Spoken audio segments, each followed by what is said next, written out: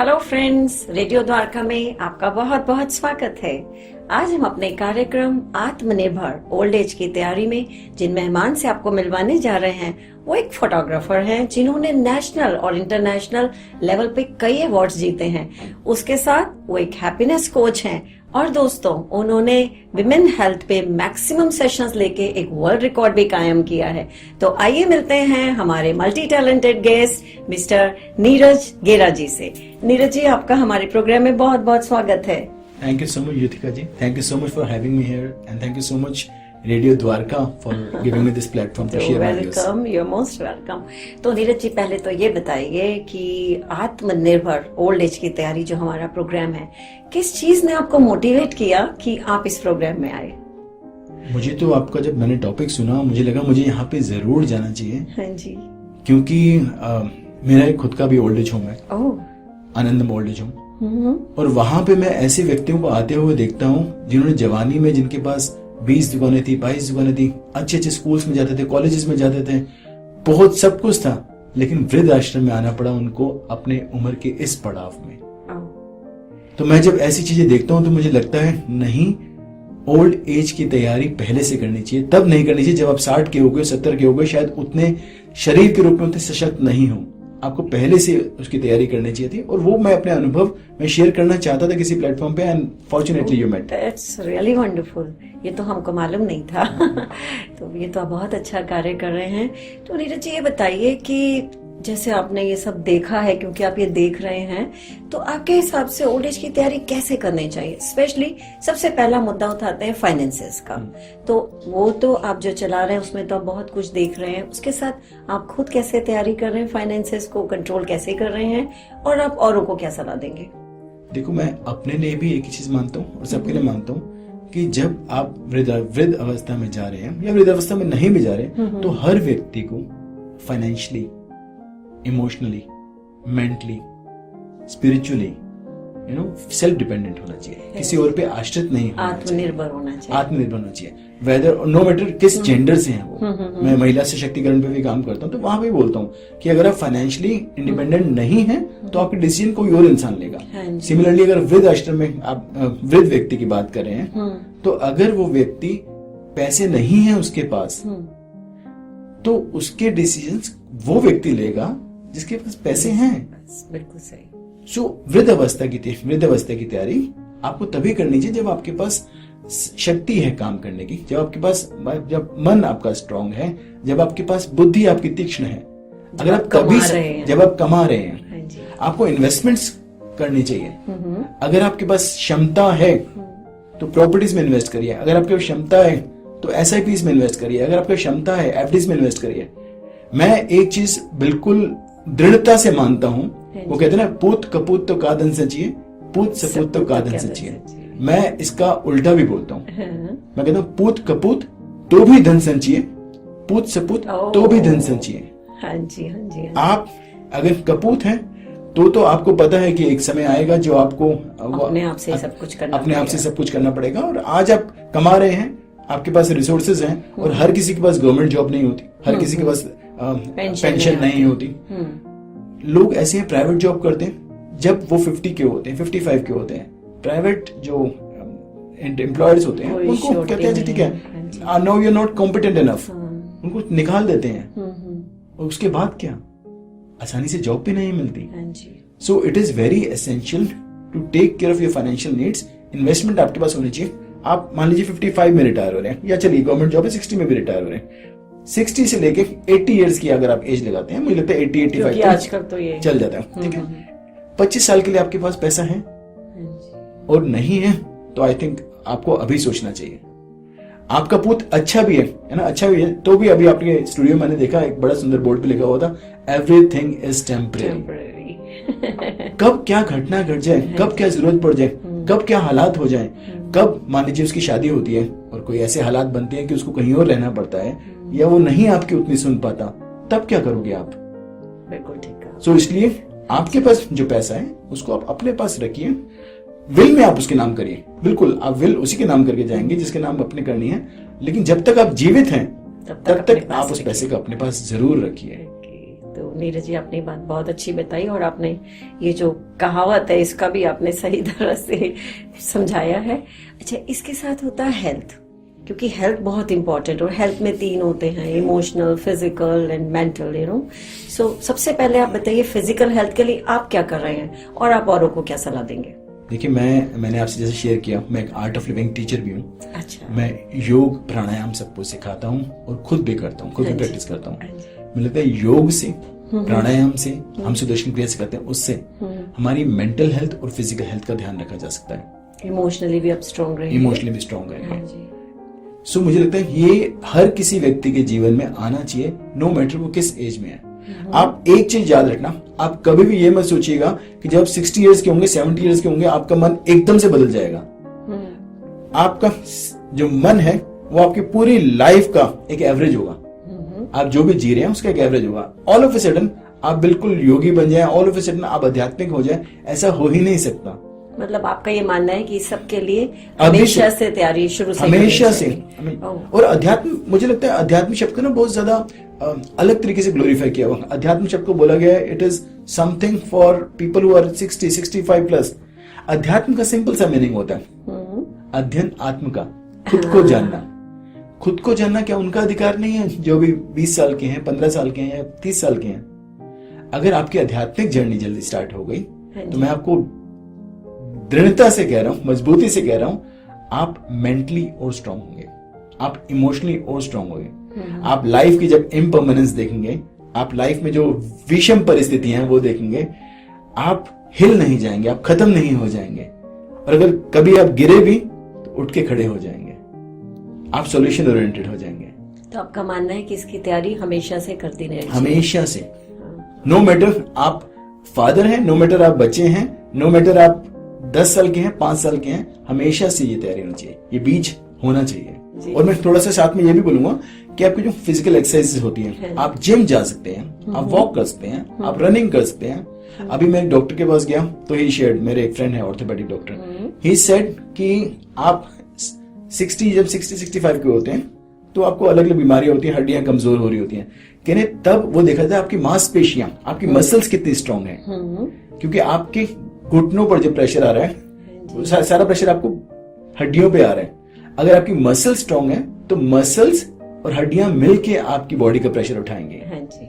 सो इसलिए आपकी हड्डियों को स्ट्रांग होना भी बहुत जरूरी है। वो शुरू से हमको करना चाहिए। हाँ, बिल्कुल करना चाहिए, रेगुलरली करना चाहिए। और मन से बूढ़े मत होना, मैं तो यही बोल रहा हूँ। मैं आपको बड़े डायरेक्टली बता रहा हूँ कि मुझे लगता है कि सबसे पहले इंसान मन से बूढ़ा होता है, सबसे पहले इंसान मन से मरता है। और बाद में age is just a number. Age is just a number. आप अगर एग्जांपल देखेंगे, एक बड़ा सुंदर एग्जांपल मुझे याद आता है। 85 इयर्स के फौजा सिंह जी थे, वो डिप्रेशन में जा रहे थे और उनसे लोगों ने कहा यार तू तो डिप्रेशन में चला जाएगा, खत्म हो जाएगा, तेरी लाइफ ऐसे खत्म हो जाएगी। उनको किसी ने कहा कि चलो तुम चलना शुरू करो, और वो चलना शुरू हुए, वो भागना शुरू हुए, मतलब वॉक करना शुरू करो। हाँ, वो वॉक करना शुरू हुए, वो भागना शुरू हुए। और उसके बाद उन्होंने कितनी रेसेस जीती, कितने मैराथन जीती। और जब एक बार उनको 104 साल की उम्र में वो जब एक मैराथन जीते तो उनको वर्ल्ड रिकॉर्ड होल्डर बनना था, लेकिन उनके पास सर्टिफिकेट नहीं था, उनके ईयर ऑफ बर्थ का जब उसका सर्टिफिकेट नहीं था। तो जब उनको सर्टिफिकेट नहीं मिला, उनको कहा गया कि देखो आपने इतना बड़ा रिकॉर्ड बनाया आपके पास, लेकिन सर्टिफिकेट नहीं होगा। So sad. कहते हैं डज नॉट मैटर, मैं आज जिंदा हूं, मैं आज भाग पा रहा हूं, मैं चल पा रहा हूं, मेरी लाइफ में गोल है, ये सबसे बड़ी बात है मेरे लिए। कह रहे क्या करूंगा मैं कागज के टुकड़े का, मैं मेंटली स्ट्रांग हो पाया इस रनिंग की वजह से, इस मैराथन की वजह से। अभी रिसेंटली उनकी डेथ हुई, but he was very strong, was very, हम हमारे लोगों से भी ज्यादा मजबूत होंगे वो। तो मतलब क्योंकि उनकी मसल स्ट्रांग, क्योंकि उनका मन स्ट्रांग था। जो आपने कहा कि अपने आप को आप मानसिक रूप से स्ट्रांग रखिए, और इसकी तैयारी आपको हमेशा से करनी पड़ेगी। एक ही दिन में ऑल ऑफ अ सडन आप स्ट्रांग नहीं बन जाएंगे, जो आपका मानना है। हाँ, हमारे गुरुदेव कहते बच्चे रहोगे तो बचे रहोगे। तो B child like, enjoy the life, does not matter आप 50 इयर्स के हैं, 60 इयर्स के हैं, 70 इयर्स के हैं, 80 इयर्स के हैं। छोटे बच्चे की तरह जिंदगी जियो, एंजॉय करो, एंड ऑफ कोर्स खुशियां फैलाओ। जो मिला है उसको दुनिया के साथ बांटो। आप कुछ मिला है आपको, 70 इयर्स के आप हो गए, 80 इयर्स के हो गए, वो मिला है जो बांटो, बच्चों के साथ बांटो, लोगों के साथ बांटो, जितना दायरा बढ़ा सकते हो उतनों के साथ बांटो। पता नहीं कितने लोगों को प्रेरित कर रहे हो आप। सो जब आपकी लाइफ में गोल होता है, एक विजन होता है, तो मुझे लगता है लाइफ में एक और डेप्थ आती है, एक जीने का पर्पस होता है। हाँ, तो आप ज्यादा जी पाते हो। बिल्कुल, मुझे लगता है ये बहुत जरूरी है। बहुत जरूरी है। तो हम इस सब की तैयारी लेकिन शुरू से करते रहे, और no matter what is your age, like जितने भी, चाहे आपने बताया 20 साल के 30 साल के, लेकिन तब से हम शुरू करें इस अपनी जर्नी पे, तभी हम आगे बढ़ पाएंगे और अपने मन को मजबूत रखें और आध्यात्मिकता की तरफ भी जाए, जो आपने बताया। मैं तो 25 साल के बूढ़ों को भी देखा है और 90 साल के जवान लोगों को भी देखा है। बहुत खूब। तो जो सुन रहे हैं, पहले तो ये सोचें कि वो 25 साल के बूढ़ों में आते हैं या 90 साल के जवानों में आते हैं। बिल्कुल, there is no age to getting old, मन के स्तर पे। मन के स्तर, बिल्कुल सही कहा आपने। तो नीरज जी, हमने बहुत सारे सब एस्पेक्ट्स हमने ऑलमोस्ट कवर कर लिए हैं, फाइनेंसेस भी और हेल्थ को लेकर, फिजिकल, मेंटल, इमोशनल हमने कर लिया है। एक समय आता है, क्योंकि जैसे आप तो ओल्ड एज होम भी चलाते हैं, तो वो तो एक अलग एस्पेक्ट है ही, जो कि बड़ा दुखदाई है।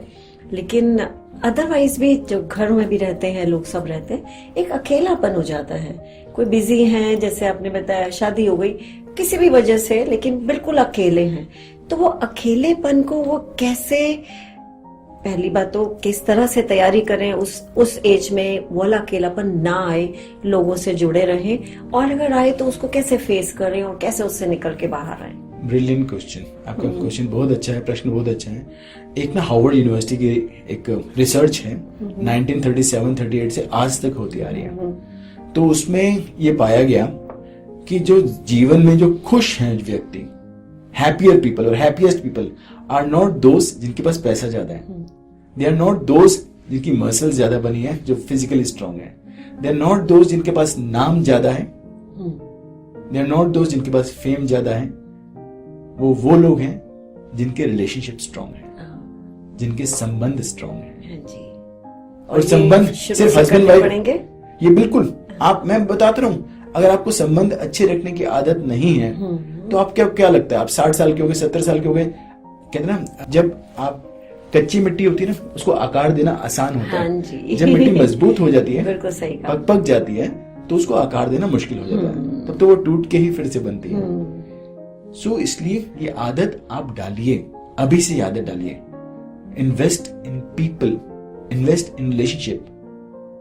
आपके लिए कई लोग ना सेलिब्रिटीज के पीछे भागते रहते हैं, कल ही मेरी किसी से बात हो रही थी, सेलिब्रिटीज के पीछे भागते हैं। आपके लिए वो लोग साथ नहीं खड़े होंगे जो आपके लिए तालियां बजा रहे हैं या जिनके लिए आप तालियां बजा रहे हैं। आपका परिवार बहुत मैटर करता है।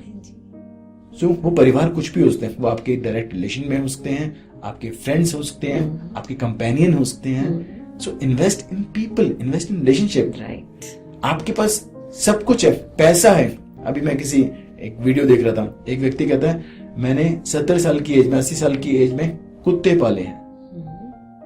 पैसे उसके पास बेअंत हैं, लेकिन कुत्ते क्यों पाले? कहते बच्चे नहीं होते, कोई बात करने के लिए नहीं होता, किससे बात करूं मैं, इसलिए मैंने कुत्ते पाले हैं। कोई तो मुझे घर आते देख के खुश होता है। वो घर आना किस काम का, जब कोई घर आओ तो वो खुश ही ना हो।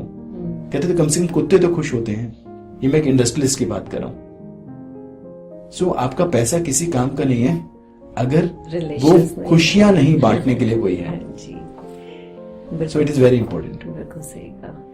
तो नीरज जी, आपने बहुत सब कुछ बताया और बड़ा एक डिफरेंट विजन और बहुत अच्छा आपने समझाया। इसके साथ अगर आप हमारे दर्शकों को कोई भी और मैसेज देना चाहें तो प्लीज। आई थिंक मुझे लगता है जो ये विषय है बहुत इंपॉर्टेंट विषय है। इस पॉडकास्ट को, ये जो भी स्पेशली आप लोग अब तक सुन रहे हैं, इस पॉडकास्ट को यहीं तक मत रहने देना। Please start preparing for your old age. It is highly very important. Physically, mentally, emotionally, financially, हर तरीके से अपने आप को सुदृढ़ करने में बात कीजिए। आज आप जितने स्ट्रांग हैं, कल आप शायद उतने स्ट्रांग नहीं रहेंगे, ना मेंटली, ना फिजिकली, ना इमोशनली, ना financially. So please start working on yourself now.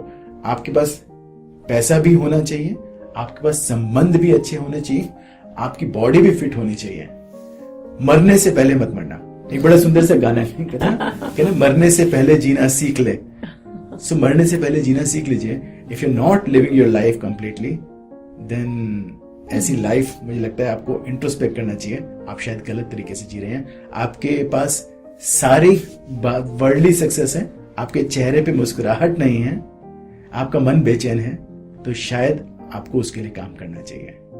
Thank you so much. तो नीरज जी, इसके साथ आपका बहुत बहुत धन्यवाद. आप Thank you so आए, much. समय दिया और अपने विचार हमारे साथ शेयर किए. Thank you so much. Thank you so much once again for Thank you, inviting thank me. तो दोस्तों, आपने सुना नीरज जी के विचार सुने, आपने देखा वो सब कुछ समाज के लिए कर रहे हैं और कितने अच्छे विचार रखते हैं. सबसे अच्छी बात जो हमें लगी है वो ये है, कितना अच्छा उन्होंने एक एग्जाम्पल दिया कि जब मिट्टी कच्ची होती है तो हम उसको कोई भी शेप दे सकते हैं, जब वो पक गई तो हम कुछ नहीं कर पाएंगे. तो इसीलिए हमारी जो ये प्रोग्राम है और हमारी जो ये ओल्ड एज की तैयारी के लिए डिफरेंट व्यूज आपको मिलते हैं, इस पर ध्यान दीजिए. और फिर आपसे एक बार निवेदन करते हैं, आप भी चाहें तो यहाँ आ सकते हैं और अपने विचार रख सकते हैं. तो चलिए, इसी के साथ धन्यवाद. फिर मिलेंगे. Bye bye.